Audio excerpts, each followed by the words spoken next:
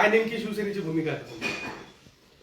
परळी नगरपालिकेमध्ये शिवसेना, राष्ट्रवादी आणि भाजप ही महायुती करून आम्ही त्या ठिकाणी लढलो आणि त्या ठिकाणी प्रचंड घवघवीत यशही आमच्या महायुतीला त्या ठिकाणी मिळालं.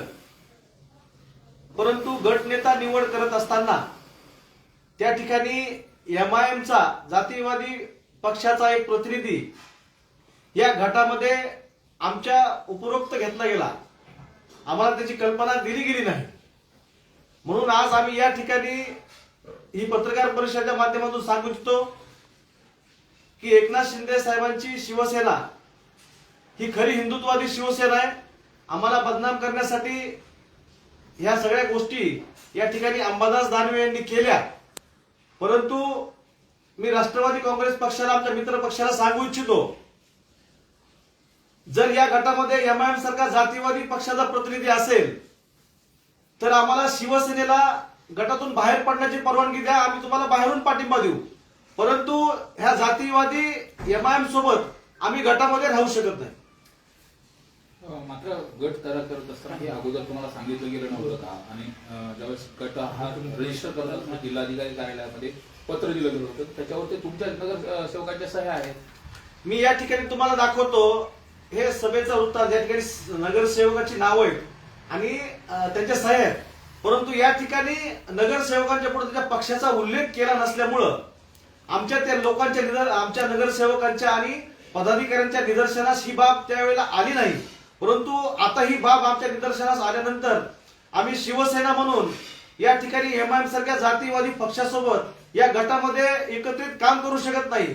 त्यामुळे आम्ही परत एकदा राष्ट्रवादी काँग्रेसच्या पदाधिकाऱ्यांना सांगू इच्छितो, गटनेत्यांना सांगू इच्छितो की एमआयएमच्या त्या जातीवादी उमेदवाराला गटाच्या बाहेर करा किंवा आम्हाला शिवसेनेला गटातून बाहेर पडण्याची परवानगी द्या, आम्ही तुम्हाला बाहेरून पाठिंबा देऊ. ज्यावेळेस काही निवेदन दिलेलं आहे का तुम्ही? आणि राष्ट्रवादी हा मोठा पक्ष आहे परळीमध्ये, त्या ठिकाणी तुम्ही तशा पद्धतीचं काही कायदेशीर जी प्रक्रिया आहे ती पूर्ण केली का? कारण आता जिल्हाधिकाऱ्याकडे गट नोंद झालेला आहे.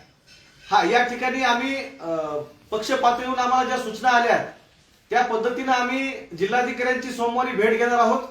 त्या ठिकाणी आमचं जे काही म्हणणं आहे ऍफिडेव्हिट करून ते आम्ही दोन्ही नगरसेवकांच्या सहीनं जिल्हाधिकाऱ्यांकडे सुपूर्द करून आम्हाला गटातून बाहेर पडण्याची परवानगी आम्ही मागणार आहोत, जर एमआयएमला त्यांनी गटातून बाहेर काढलं नाही तर. तुमच्या बोलण्यातून असं येतंय की ही बाब लक्षात आली नाही त्यामुळे चूक झाली. परंतु दुसरीकडे अंबादास दानवे यांनी मात्र टीकेचं लक्ष केलंय शिवसेनेला आणि परळीमध्ये एमआयएमची थेट युती केल्याचा देखील आरोप केला आणि त्यावरून बरंच काही त्यांनी राजकीय आरोप देखील केले. आता बघा, ह्याच्यामध्ये साधारण समजणे इतकी गोष्ट आहे की राष्ट्रवादी हा सर्वात मोठा पक्ष आहे परळीमध्ये. 16 नगरसेवक त्यांचे, त्यानंतर भाजपचा 2 नंबरला आहे, शिवसेनेचे 2 नगरसेवक आहे. म्हणजे अर्थातच गटनेता हा राष्ट्रवादीचा होणार. एवढी साधी गोष्ट अंबादास दानवे सारख्या विरोधी पक्षनेता राहिलेल्या माणसाला जर कळत नसेल तर ही दुर्दैवाची बाब आहे. मला वाटतं त्यांनी डोकं तपासून घ्यावं. मात्र गटनेता जर बघितलं तर भाजपचा गटनेता वेगळा आहे, त्यानंतर तिथं राष्ट्रवादीचा जो गटनेता तयार केला तर त्याच्यामध्ये तुम्ही सहभागी झाला, त्यामध्ये अपक्ष देखील काही आहेत. मात्र हे सगळं होत असताना एमआयएम तुमच्या सोबत येणार आहे असं तुम्हाला माहित नव्हतं का? आणि नेमकं अंधारात ठेवलं कोणी? नक्कीच या ठिकाणी एमआयएमला त्या गटामध्ये घेतलं गेलं याची पूर्वकल्पना आम्हाला शिवसेना म्हणून दिली गेली नव्हती आणि आमच्या नगरसेवकांनाही याची कल्पना दिली गेली नाही.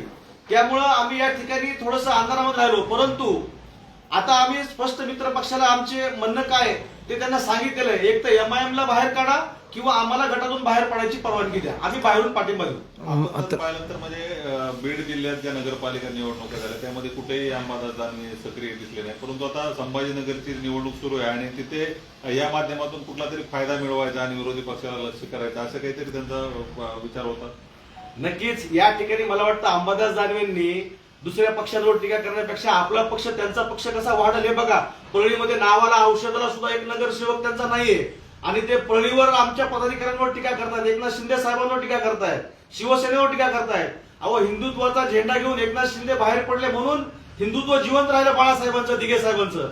नाहीतर तुम्ही तर फार काँग्रेसच्या मांडीला मांडी लावून बसून ते विकून टाकलं होतं. रशीद मामू सारख्या दंगलखोर माणसाला, या ज्या ठिकाणी हिंदूंची कत्तल केली गेली त्या दंगलखोर माणसाला उबाटानं संभाजीनगरमध्ये उमेदवारी दिली आणि त्याचा प्रचार खुद्द अंबादास दानवे करतायत. त्यावेळेस त्यांना लाज वाटली नाही का हे करताना? काय इशारा असेल त्यांना? आणि हे जे झालेलं आहे असणारच राष्ट्रवादी पक्षाकडे आता तुम्ही कायदेशीर प्रक्रिया तर पार पाडणार आहात, पण जर समजा त्यांनी या नोंदणी केलेल्या गटामधून जर एमआयएमला बाहेर नाही काढलं तर तुमची तुमचा भूमिका इशारा काय? असेल? आता या नोंदणी झालेल्या गटामधून आम्ही गटनेत्यांना आणि राष्ट्रवादीच्या नेतृत्वाला विनंती केलेली आहे की त्या जातीयवादी पक्षाचा जो नगरसेवक आहे एमआयएमचा त्याला तात्काळ बाहेर काढा, ही अशी विनंती आम्ही त्यांच्या नेतृत्वात केलेली आहे. नाहीतर मग आम्हाला गटाच्या बाहेर काढा, आम्ही तुम्हाला बाहेरून पाठिंबा देऊ.